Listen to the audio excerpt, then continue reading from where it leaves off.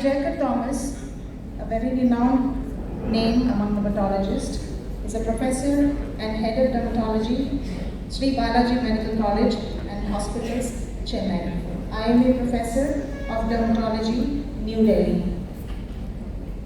He has 40 years of PG training and teaching.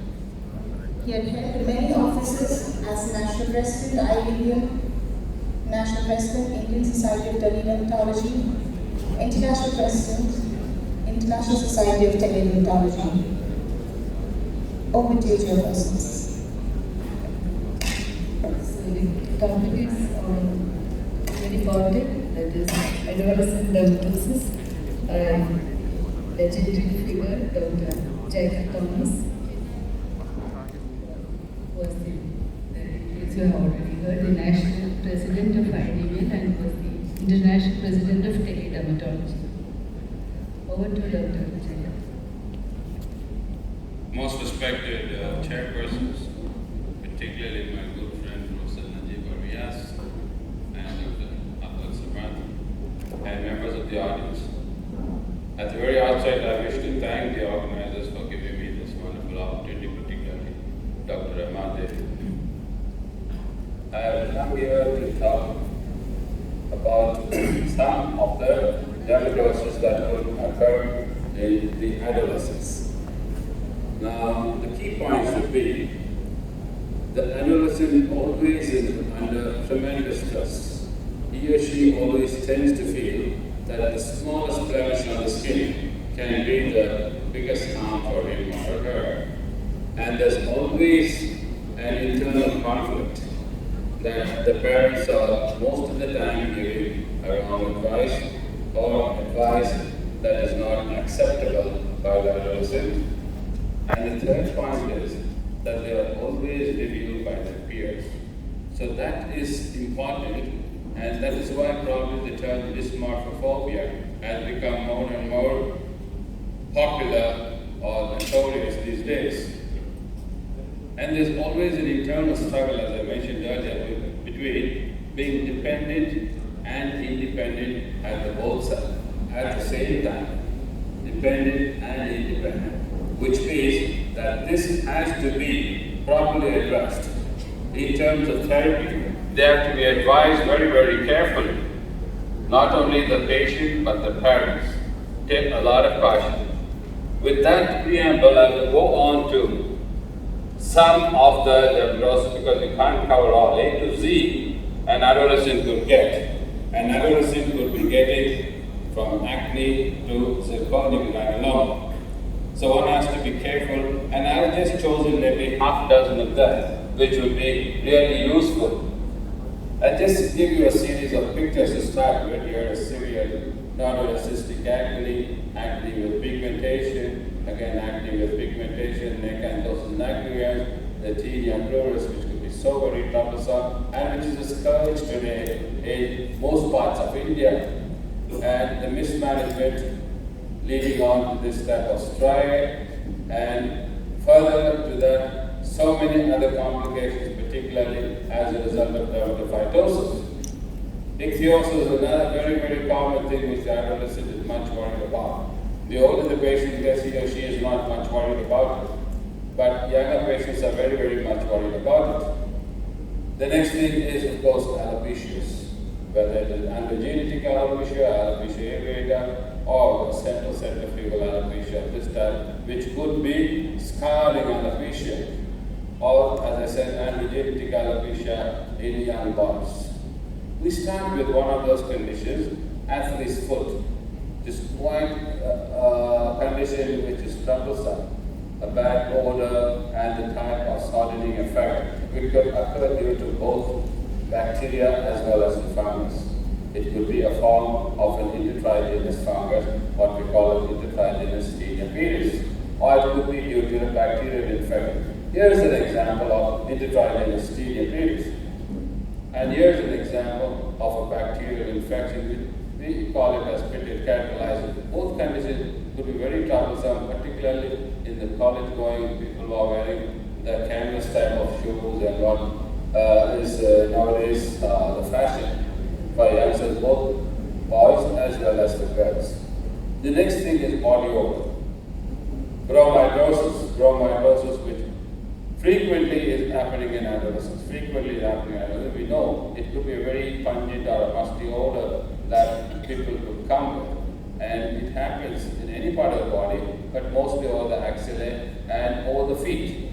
The body odor that could be affected over the axillae. Again, often we think of a bacterial infection, and the patient himself or herself comes with a shaven axilla, and feels that is going to do the worst. Or not always so, because there could be bacterial infection of this type, Corynebacterium tenuis, leading on to pigmented axilla also, apart from the dermatoses as well as the chromatosis, the trichomycosis axillaris. Dark axillae, a big problem, particularly in young girls. They come frequently, the mothers come and say, my daughter's got dark axillae. Everybody wants to be like Simran. That's difficult. Simran herself may not be having that type of white axilla, because I try to tell my patients that it's not a natural thing. It's something which occurs as a result of adolescence, the immunological changes as well as the endocrinological changes that are taking place, and one should be aware of accepting these things and not just coloring them up. Of course, acanthosis nigricans could be the possible diagnosis where the patient comes with pigmented axilla. And that could be well diagnosed when, in addition to the acanthosis nigricans, you're also able to see these multiple cutaneous tags, which could be a manifestation of the metabolic syndrome, which the previous speakers have been talking about. So that is one thing which we have to be. Here is another example of acanthosis nigricans with the cutaneous tag that I see. We have the young endocrinologist talking about this polycystic ovarian disease.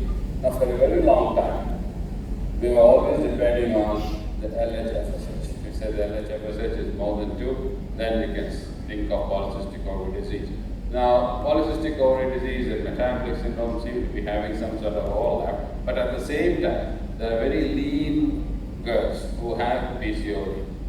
And as I told you, for a long time, LHFSH more than 2 was accepted to be the usual formula for condoms. After that, we shifted quickly to the anti-malarial hormone.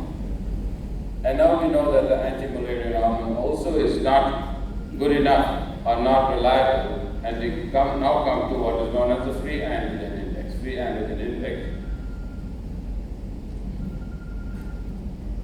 The free androgen index, I think Dr. Praveen had told about it. It's easy, very easy to calculate. Total testosterone divided by the sex hormone binding globulin into 100, and a value of more than 5 is very, very significant, and straight away one could make a diagnosis of polycystic ovarian disease. Excessive hair is one thing, and hirsutism is yet another thing. Now, excessive body hair, when we talk about excessive body hair and facial hair growth, we're not just talking about terminal hairs. When there are terminal hairs occurring in a male distribution in a girl, we tend to call it hirsutism. They need not necessarily be terminal hairs, they will still be soft, non-pigmented hairs. That's one thing, again, one has to be careful about, because so many girls come to us with excessive body hair as well as facial hair. They need not necessarily be hirsutism. Because before making a diagnosis of hirsutism and before making a diagnosis of polycystic ovarian disease, as Dr. Shrija was saying, there are 3 things. The Rotterdam criteria clearly says anovulation. And when an ultrasonogram gives an evidence, and when there is evidence of hyperthyroidism, these 3 things are very, very important. But this type of non-terminal hairs occurring in young girls over the face or over the body need not necessarily always be considered to be hirsutism, but suspect hirsutism and start approaching the patient in that way. The next other thing which we see commonly in adolescent dermatology practice is dermatitis artifacti. The internal conflicts that's going on with the adolescent tends to cause him or her to start self-inflicting trauma, and you will notice that these self-inflicted trauma will appear as lesions in accessible areas, over the face, forearms, over the thighs, in areas that are accessible. And here are some examples. Here are some examples. How do we make a diagnosis? Very difficult to make a diagnosis. One of my senior teachers says there are 3 things which you must suspect when you are not able to fit a diagnosis with a particular distribution. One is dermatitis artifacta. Number 2 is pediculosis scarpus. Pedicular scar. Number 3 is secondary syphilis derm. And these 3 things always keep in your mind when you are not able to fix a morphological diagnosis along with an anatomical distribution. So that's the type of thought a student should carry with him or with the dermatitis artifact. Most of the time it's a clinical diagnosis. But recently what has happened is there have been studies to show what was known as the multinucleated keratinocyte, a new histologic finding in factitious dermatosis. We have all heard of multinucleated keratinocytes occurring in viral disorders, maybe herpes, you can get it in chicken pox, you can also get it in measles, you can get it in pityriasis. But then when you get it in a condition like this, it is something very, very recent, which I was able to pick up. They're known as the varroa cells. They're known as the varroa cells, or given different name. And there could be confirmatory finding that this is a case of dermatitis artifacta when you see these epidermal keratinocytes with multiple nuclei. And authors, more than one author, has described this in different form. And for us, as I said, it's difficult for us to accept the fact because we see it in more common disorders. But then when you find it in a disorder like this, it becomes more significant. Sexually transmitted infections seem to be becoming more and more common in adolescents. And actually, when I was in Buenos Aires, I was asked to give a talk in the World Congress of Dermatology, and where syphilis was supposed to be considered as an emerging disease. And after the discovery, for example, there was a drop. But then again, in the middle of last century, it started up and it's getting raised. The incidence is getting raised. Then certain unclassified disorders, for instance, tattoo, we have all heard. I think Dr. Ganesh was talking about how to remove these tattoos. Now this is a cultural defect in our adolescents, cultural defect. They form all form tattoos, and then when it comes to the age of marriage, they want to remove. They have the boyfriend's name or the girlfriend's name, and when they want to remove it, they find it difficult to remove at the time of marriage. So this is one thing we have to be careful about. The next is body piercing. It may be regular body piercing over the ears or the nose, but then when you find people with the tongue, the lips, the nipples, then over the umbilicus, the belly button, everything is being pierced. And one of the major diseases that we have reported from our department is the presence of granulomatosis in a normally pierced site. Years ago, one of my teachers was a Premla that reported over nose-bearing site. But here, we have reported over the usual ear-piercing site itself. The next thing, of course, is hyperhidrosis, very, very commonly seen among adolescents. To find form of plantar, particularly there could be different forms, cervicofacial. It could be truncal. This is palm plantar hyperhidrosis, and this is truncal. Severe hyperhidrosis. It's actually one of my interns. We were able to take a photograph of it. And the different forms of therapy for this. This is actually adopted from the JAD, Journal American Academy of Dermatology. It's been adopted. You can always go back. It's in the September, October issue. I'm not very sure. It's with JAD. And in fact, there's one treatment that is common for all. That is oral medications in the form of glycopyrrolate and oxybutyl. Having said that, I would like to tell you that next year in August 28, 29, and 30, we hold the midterm account at Chennai. It's a mid-year national conference, and I take this opportunity to invite you all. You will be given more and more flyers on this. You will be sent reminders of this. Please do join us and make this event a grand success. Thank you very much, ladies and gentlemen. Thank you very much, Chairman. Thank you very much,